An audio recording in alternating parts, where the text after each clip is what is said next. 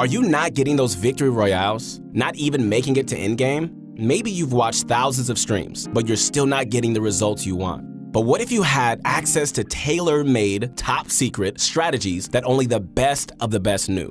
Coaching has been a controversial topic. There are many coaches out there that do not have one clue about how to coach. These individuals who call themselves coaches are consistently doing far more damage to people than they are doing any good. Today, we're going to be looking at the difference between a bad coach and a good one. And if you're not sure of a coach's credentials, you can always check out our InstaPro coaching system. Choose a highly skilled and trusted Fortnite coach to play some games with and get some valuable insight, tips, strategies, and advice so you'll be ready for the next big Fortnite tournament. All right, let's get into it. My name is Keith Allen Henson, and today we're going to be discussing the key difference between a bad coach and the one that will have you dominating an arena. As of 2018, almost every single professional League of Legends team has at least one coach, and there's a reason for that.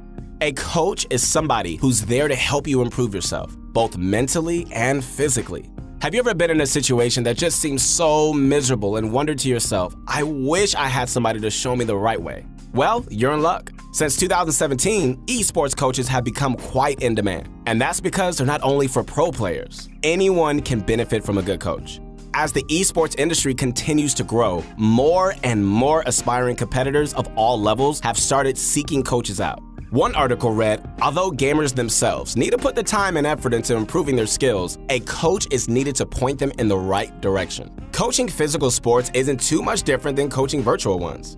So he does land pretty well. He knows how to parachute from a pretty good distance. He's hitting a bunch of the one-hit materials. So initially when you do pick up shields or minis or anything like that, I would highly suggest taking it unless you do have a big pot and you're trying to hold it to do the obvious like the mini and the big pot combo where it heals you for 200 shield. He's looting up really well, except he's not farming, so he should definitely be working on farming a bit more. He does have materials here and he's not building, he's just running in there rocket launching, and then he gets shot at by the two people he was trying to pinch, so that was basically unfortunate. He committed too far into the situation without building, and because of doing that, it got him killed. But then we hit a roadblock. Why do I even need a coach? Can't I just learn all this stuff online?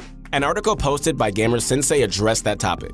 They stated very brilliantly, it's important to have someone pointing out issues, or a player could be wasting a lot of time grinding games out with the same mindset. When this happens, players become hard stuck at a certain rank area. That's precisely why just watching your favorite player's VODs isn't enough. Although you can learn a good amount from videos, the information you're getting isn't always optimal in helping build a player's potential. Just because a player is top ranked doesn't mean his techniques will fit into your own playstyle. This is where coaches come in. They can give you precise, specific information that suits your individual needs. Things that you probably don't even know that are holding you back. All right. So I want you to just let me see what you got to work with. Give me a double 90 real quick. Dude, I'm not even sure what a 90 is. This is a 90, you ready?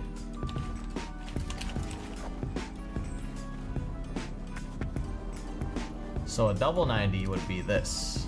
Ooh, we almost did it. That was good. A study by Harvard Business Review listed the top 3 reasons coaches are actually required to improve.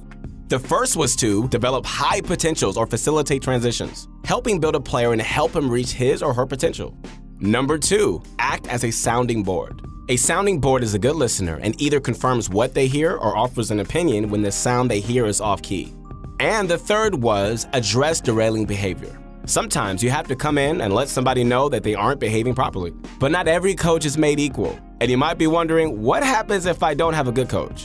While a good coach inspires and excites their players and students, a bad coach will make the game unenjoyable for you, a chore. You may even experience self-doubt from bad coaching and wonder if you should even be playing the game as they keep pointing out your flaws and errors.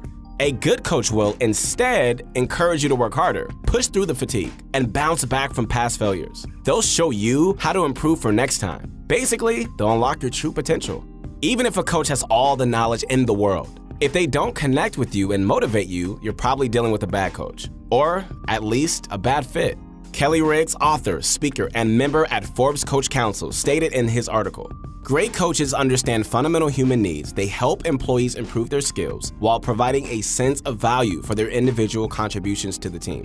Great coaches create a culture that fosters trust because trust is the foundation of any relationship. And it is that relationship that allows the good coach to point out improvements that can be made while avoiding the trap that constant criticism creates.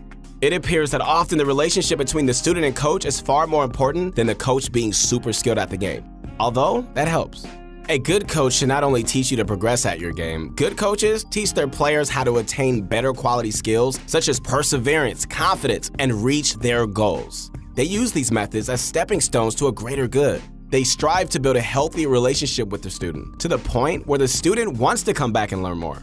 Flexibility is something that also coaches possess. They approach their teaching by continuously looking for a better way to reach each student. When a player struggles to learn something, the better coaches do not look at this thing as a learning disability and blame the player for their incompetence. Instead, they address it as a teaching opportunity, and therefore they change how they're presenting the material to that player. If one approach doesn't work, then try another until they figure out the best way to reach that particular player. A bad coach, on the other hand, uses one effective method to try and reach everybody. He places his ego above all else and forces the student to learn at his pace is usually very disrespectful. He doesn't understand that every human being is different and their needs need to be addressed as such. Let's dive into a couple of examples of a good Fortnite coach versus a bad one. Take editing, for example. You can see many players learn their editing from watching what the pros do on stream. There is a lot more specifics when it comes to editing that the pros won't tell you. A coach will not only go over the many different ways to edit, but he will also show you which edits are necessary for each scenario.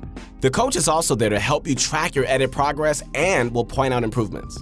Many times we see the pros do edits that may seem quite strange and we wonder why they use that particular edit play. I want to remind you that the pros are on top for a reason, and believe it or not, some of them have even been coached by other pros. Think of a good coach as somebody who is there to help give you the full story and not part of it. A bad coach, however, would probably give you only the basics and most likely would criticize you more than encouraging you. Instead of pointing out how you could improve your edits, they will most likely grow impatient or critique you often, not giving you the full scope on how to better yourself. If we look at aiming, this aspect seems really simple at first, but it really isn't. Aiming is probably, if not, the most essential part of Fortnite. If you don't hit your spot, then all of your building edits, flashy plays, they all go to waste. A good coach will point out two different aspects of shooting, flicking, and tracking. He will let you know that other than Kovacs, Fortnite has many different maps available to you to help you practice your aim. He'd help you with getting the right sensitivity for you and track your progress diligently. The same holds true for a bad coach, but the exact opposite. A bad coach will tell you your aim is bad, and the only way to improve is to keep playing the game. He most likely won't even mention Kovacs' aim trainer as a thing. Time and time again, we hear that the only way to get better is through practice. Now, what kind of practice is just playing a game with no idea how to get better? Sure, your shot might get slightly better, your building and editing as well, but you won't reach the top tier. Good coaches are there to help you improve at the highest level possible. Okay, so for all of you who really haven't quite got it yet, we will go through a quick review of what we learned. Coaches are absolutely necessary for all fields of life. They not only provide you with grounds to improve, but they also could be an excellent friend too. Good coaches usually have patience. They are there to evaluate your necessities and address them accordingly. They aren't pushy and they encourage you to improve in a positive light. You will feel relaxed and that you are making progress. Bad coaches, they may make you feel intimidated or even seem like they are expecting you to improve overnight. They don't give you room for improvement and they just make things miserable. Hey guys, I hope you enjoyed this video. This is Keith Allen Henson and stay tuned for more.